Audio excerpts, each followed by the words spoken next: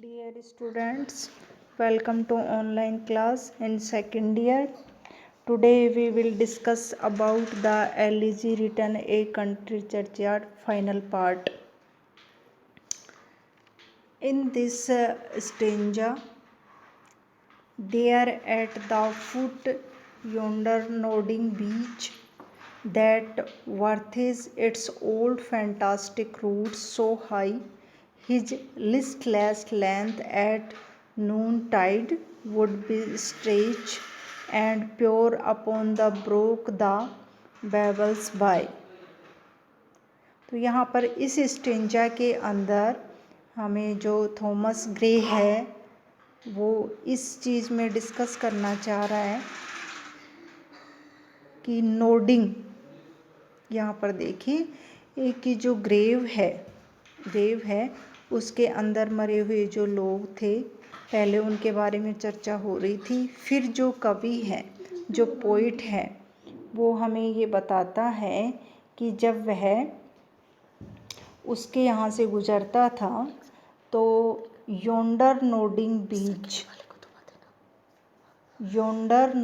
Beach they are wreathes its old fantastic root so high, कि जब उस रास्ते से गुजरता था तो वहाँ पर एक वृक्ष था जो old fantastic root so high, जिसकी जड़ें गहरी थी। हाई का मतलब यहाँ डीप से मतलब है, और nodding beach foot of yonder मतलब वह उस वृक्ष के नीचे पूरी तरीके से लेटे हुए था। His listless length at noontide would be stretched, और उस समय का जो एटमॉस्फियर था नून टाइड जो जवार, and pore upon the brook that babbles by, यहाँ पर ब्रोक का मतलब नाला और बेबल्स बाई का मतलब जो रिवर रन्स करती है, बहती है। रिवर जो नदी होती है उसकी जो आवाज़ होती है कल कल की, बेबल्स। तो यहाँ पर देखिए वो उस चीज़ को याद कर रहा है कि वह उस पेड़ के नीचे पूरी तरीके से लेटा हुआ था और वहाँ पर जो एक नाला था, ब्रोक नाला नदी का, उसमें आवाज़, संगीत, सॉन्ग सुनाई देता था या कल कल की आवाज़ उसमें सुनाई देती थी। अगला स्टेंजा है हमारा, Hard by yon wood now smiling as in scorn, muttering his wayward fancies he would row, now dropping woeful vain like one forlorn, or crazed with care, or crossed in hopeless love। तो यहाँ पर देखिए इस stanza के अंदर भी हमें ये बताता है कि हार्ड बाई योन वुड, कि वह जंगल के अंदर, नाउ स्माइलिंग एज इन स्कॉन मतलब जब वह जंगल के अंदर से गुजरता था तो उसका जो स्माइलिंग थी वो एज इन स्कॉन मतलब एक तिरस्कार की भावना से, मतलब जब वह जंगल में से गुजरता था तो उसे ऐसा लगता था कि जंगल उसे तिरस्कार की भावना से देख रहा हो। मटरिंग वह अपने आप में बड़बड़ाता, और his wayward fancies he would rove का मतलब यहाँ पर घुमक्कड़ से मतलब है। तो यहाँ पर देखिए जो उस जंगल से गुजरता तो उस तिरस्कार की भावना से उसको देखा जाता और वह उस फैंसीज को, उस इमेजरी को देखता हुआ, बड़बड़ाता हुआ वहाँ से चल देता। Now drooping woeful wan like one forlorn, और वहाँ पर उस जंगल से गुजरते हुए अपने आप को मतलब अकेला महसूस करता था। वो फुल वैन मतलब दुखी रूप से, लाइक जैसे, वन फॉरलोन कि वह अकेला हो, और क्रेज्ड का मतलब यहाँ पागलपन से मतलब विथ केयर, और क्रोस्ड इन होपलेस लव, और ऐसा लगता था कि जैसे वह किसी प्रेम के अंदर होपलेस हो गया हो, आशा रहित हो गया हो।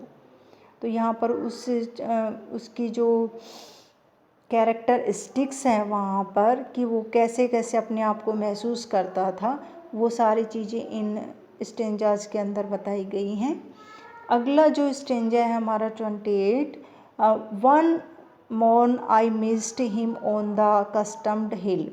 देखिए दोनों स्टेंजा में बताया गया है कि जब वह मरा नहीं था तो वह इन जगह उसे देखने को मिला, लेकिन जब वह कवि मर गया पोइट, तो उसके बाद में उसको क्या लगा कि one morn I missed him on the customed hill, कि एक मॉर्निंग मैंने उसको मिस पाया, मतलब वो मुझे नहीं मिला।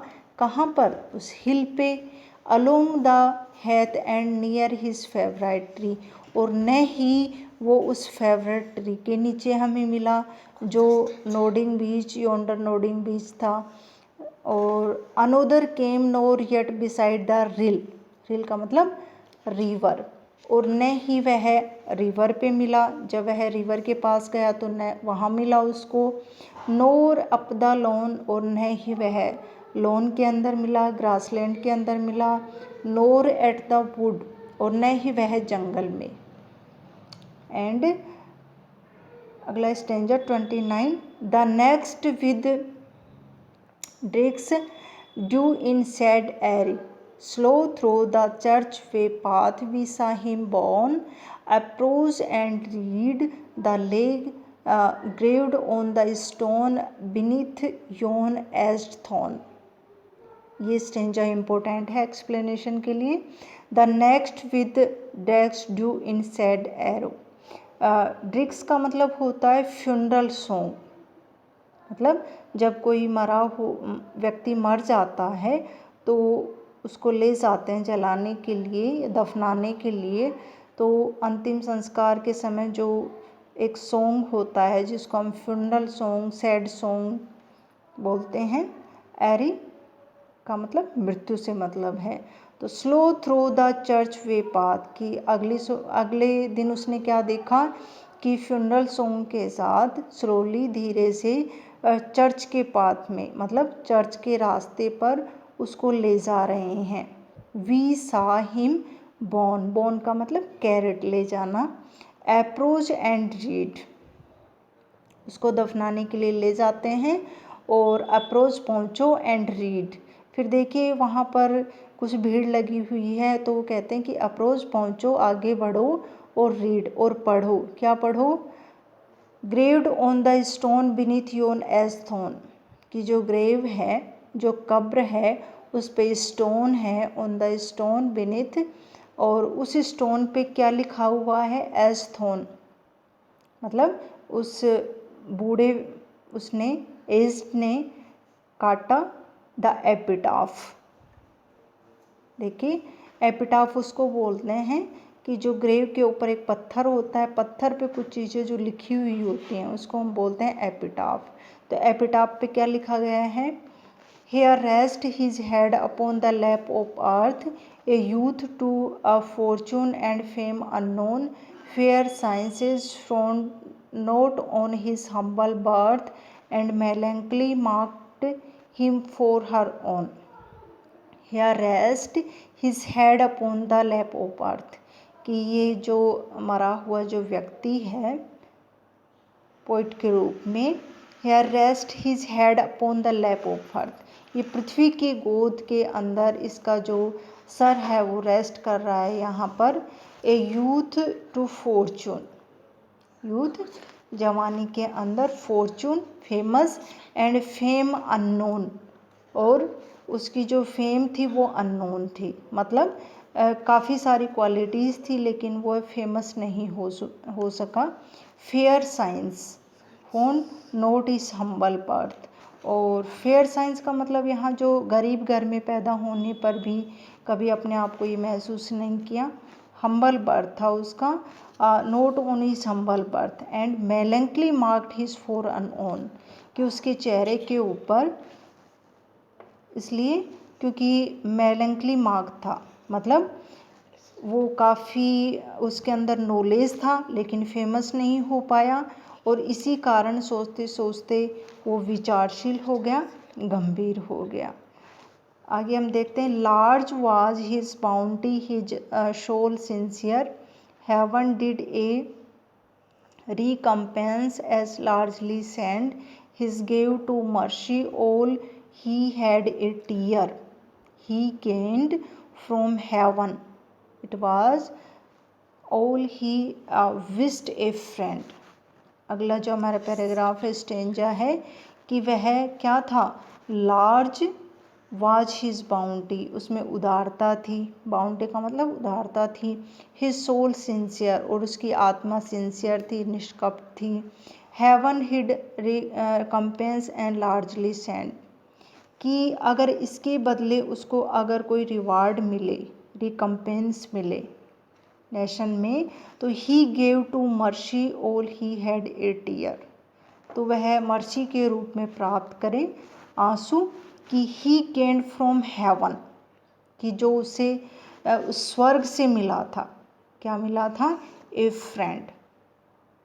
फ्रेंड यहाँ पर जो WH जिसको हम बोलते हैं उसका खास फ्रेंड था, वो भगवान ने उसके बदले उसको दिया, मर्सी के बदले।